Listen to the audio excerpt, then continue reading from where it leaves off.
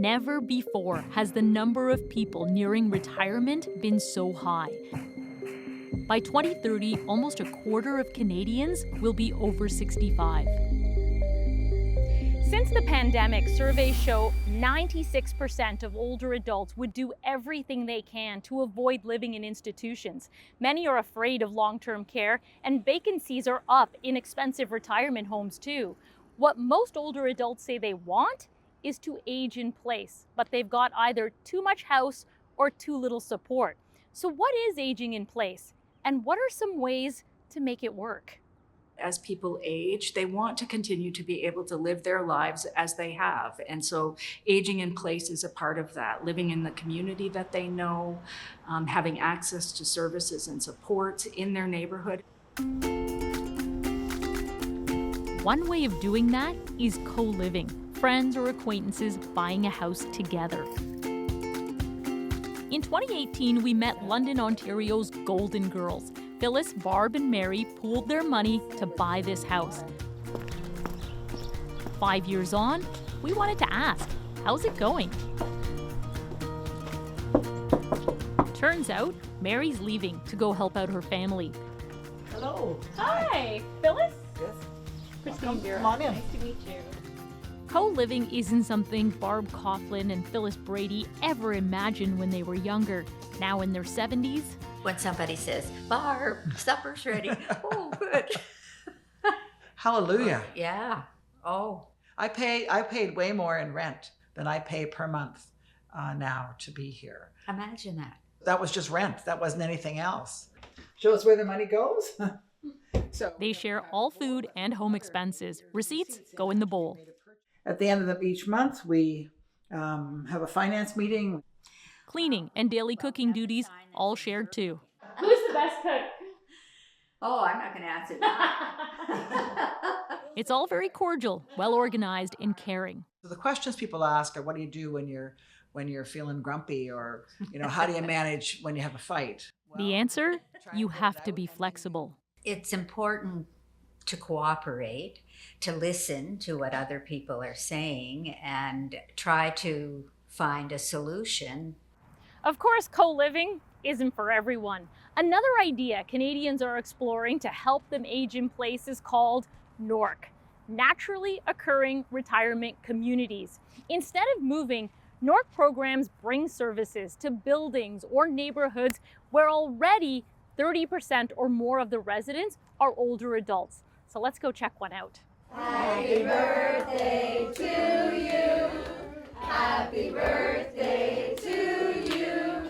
About 70% of the residents living in this Toronto building are over 65. During the pandemic, the Birthday Girl reached out to UHN, a hospital network, to ask about their fledgling NORC program. Christine Doyle moved here decades ago. At 84, she lives on her own with a little help. NORC says, what do you need in your building? Not what we can give you, but we'll find out what we can give you. But tell us what you need. More social events, medical supports like foot care, paramedics visits, vaccine clinics, and exercise programs, all aided by NORC coordinators run by residents. One of my favorite quotes from one of the residents is how this NORC program has turned a cold apartment building into a warm community. Dr. Howard Abrams is director of UHN Open Lab that's researching and running the program. His team mapped out nearly 2,000 potential NORCs in Ontario alone, housing about 217,000 older adults. Research shows NORCs could also streamline publicly funded home care services. Personal support workers could spend less time driving and more time with clients. People are better supported and feel healthier in their homes where they've said they want to be. They're not going to end up in emergency rooms as often.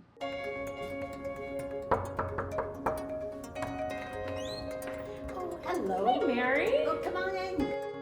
Mary Vigro says affordability has always been top of mind. Now 87, she lives alone, but she's not lonely. Quite honestly, since NORC came, I have spoken to more people in the building.